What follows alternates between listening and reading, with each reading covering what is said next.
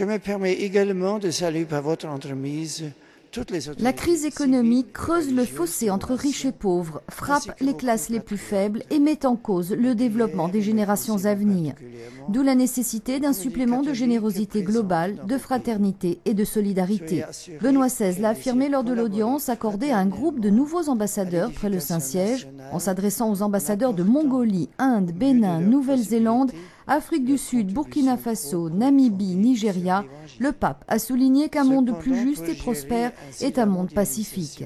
Et face à la crise et à la pauvreté, les pays développés doivent recouvrer le sens de la mesure et de la sobriété dans leur mode de vie. Enfin, Benoît XVI a parlé de l'importance de la collaboration entre les religions et les sociétés pour créer un espace de dialogue positif et nécessaire. À ce propos, l'Église catholique travaille sans relâche pour la formation des consciences et pour que les catholiques puissent contribuer au bien commun de la société dans laquelle ils vivent. Un niveau de vie qui permette une existence digne et prospère.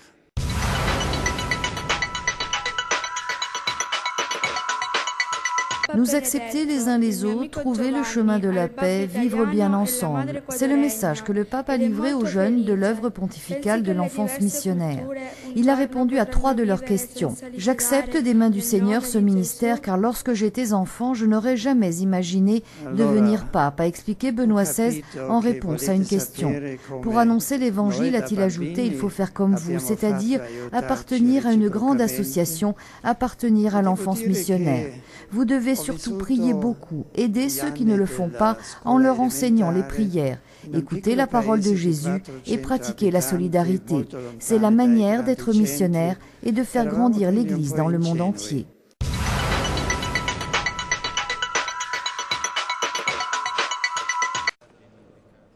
Benoît XVI effectuera une visite pastorale en République tchèque du 26 au 28 septembre prochain.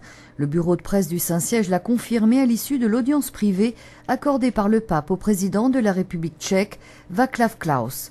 Le chef de l'État était accompagné de son épouse et de sa suite. Une note du bureau de presse du Saint-Siège précise d'autre part que Benoît XVI se rendra à Prague, Brno et Stara Boleslav.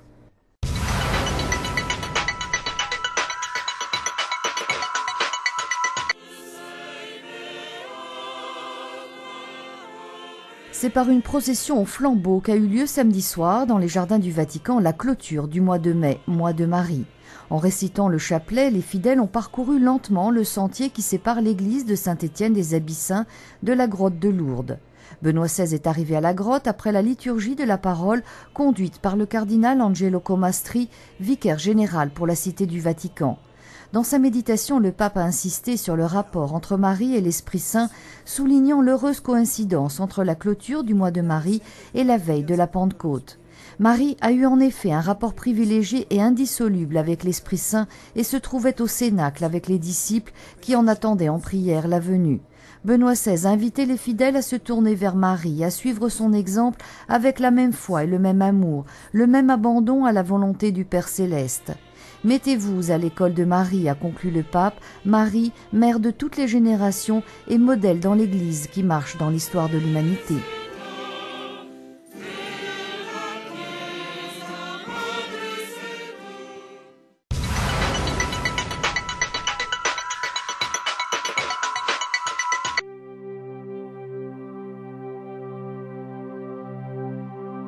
Le pape, en ce mois de juin, demande de prier pour que l'attention internationale envers les pays plus pauvres suscite une aide plus concrète, en particulier pour les soulager du poids écrasant de la dette extérieure.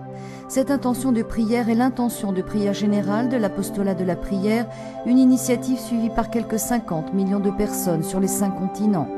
Une intention missionnaire est également proposée chaque mois.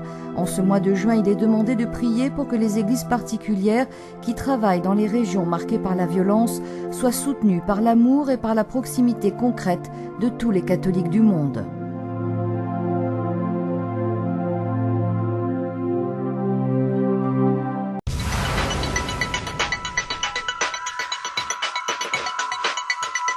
Le pape a reçu en audience lundi au Vatican le président de la République ukrainienne, Viktor Loutchenko, accompagné de son épouse. L'entretien a porté sur les grands thèmes de l'actualité internationale. Selon un communiqué du bureau de presse du Saint-Siège, le pape et le président ukrainien ont souligné l'engagement de l'Église dans le domaine de l'éducation et le rôle des valeurs chrétiennes dans le développement des nations et de l'Europe. Il a été également question des relations écuméniques et de la collaboration entre les églises chrétiennes en Ukraine.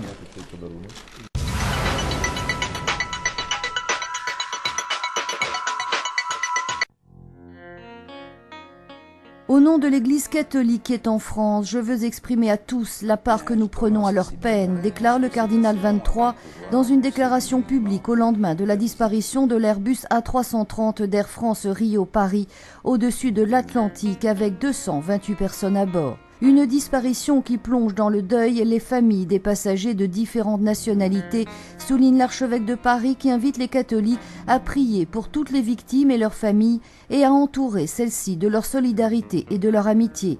Les passagers étaient de 32 nationalités, dont 72 Français, 59 Brésiliens, 26 Allemands, une dizaine d'Italiens. L'un des 12 membres de l'équipage était brésilien, les autres Français. Leur disparition est source d'angoisse et de profonde souffrance pour les familles et les proches des victimes, souligne Monseigneur Antonio Maria Velho dans un télégramme de condoléances au nom du Conseil pontifical pour la pastorale des migrants et des personnes en déplacement qu'il dirige. L'Église, qu'elle soit à Rome, en France ou au Brésil, a voulu exprimer sa proximité à toutes ces familles en deuil, les assurer de leur prière et de leur solidarité. À commencer par le pape Benoît XVI, qui a exprimé dans un télégramme sa proximité spirituelle aux personnes durement éprouvées par l'accident et invoqué la miséricorde divine pour les victimes de la catastrophe. Aujourd'hui en France, hommage aux disparus, une cérémonie interreligieuse à Notre-Dame de Paris et une prière rituelle dite de l'absent organisée par la Grande Mosquée de Paris en coordination avec le Conseil français du culte musulman.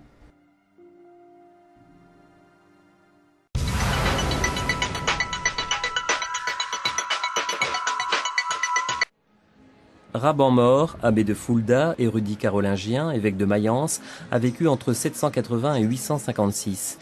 Il incarne la figure du pasteur, de l'homme de Dieu, du chercheur attentif aux exigences des fidèles.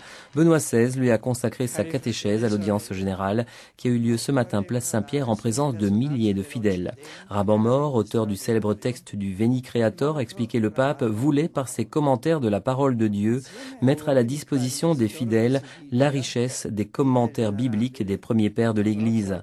Il adoptait une méthode de travail que nous pourrions qualifier aujourd'hui de multimédia, car elle intégrait la parole écrite, la poésie et les miniatures. En particulier, il pliait l'art et tout type de connaissances à l'approfondissement de la parole de Dieu. Avec une extrême rigueur, ajoutait le pape, Raban Mor a cherché à faire comprendre à ses contemporains, mais surtout aux évêques, aux prêtres et aux diacres, la signification profondément théologique et spirituelle de tous les éléments de la célébration liturgique. Con la sua capacità lavorativa assolutamente eccezionale, contribuì forse più di tutti a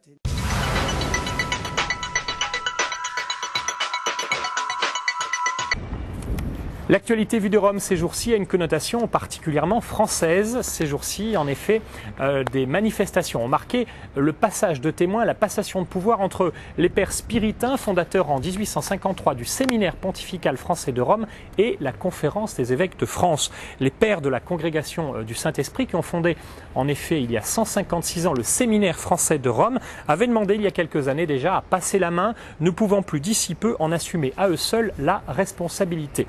La conférence des évêques de France a longuement réfléchi. Certains des évêques penchaient pour en confier à nouveau la responsabilité à un institut religieux ou encore à une communauté nouvelle. On a évoqué entre autres la communauté de l'Emmanuel. Mais au bout de 3 ans de réflexion, de discussion, la conférence des évêques de France a décidé de reprendre elle-même le flambeau. Elle se charge donc de trouver des pères du séminaire et un recteur pour les étudiants qui effectuent dans les universités romaines, les universités pontificales, leur cursus universitaire. Samedi, Benoît XVI a reçu ici derrière moi au Vatican, en audience particulière, les étudiants, les responsables du séminaire français ainsi que des évêques, anciens élèves de ce séminaire. Et puis ce week-end également, le cardinal André XXIII célébrait une messe que vous avez pu suivre sur KTO dans la basilique Saint-Pierre. L'archevêque de Paris, président de la conférence des évêques de France, a ainsi célébré une messe d'action de grâce pour tout le travail effectué par les pères spiritains. Imaginez qu'en 156 ans, ces prêtres missionnaires à la base de la congrégation du Saint-Esprit ont donc formé quelques 4800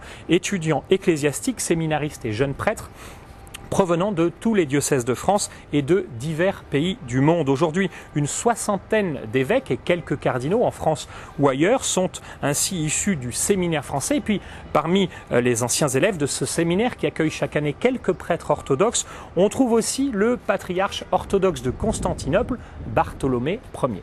C'est donc une page qui se tourne pour ce séminaire un peu particulier qui accueille ici à Rome quelques 60 séminaristes chaque année, dont de nombreux Français. Les évêques de France ont donc nommé un nouveau supérieur qui prendra ses fonctions à la prochaine rentrée universitaire après l'été, le père Sylvain Bataille. Il prendra les rênes de ce haut lieu de formation que l'on qualifie parfois ici à Rome d'ENA de l'Église de France. Je vous souhaite une excellente semaine. Je vous dis à la semaine prochaine.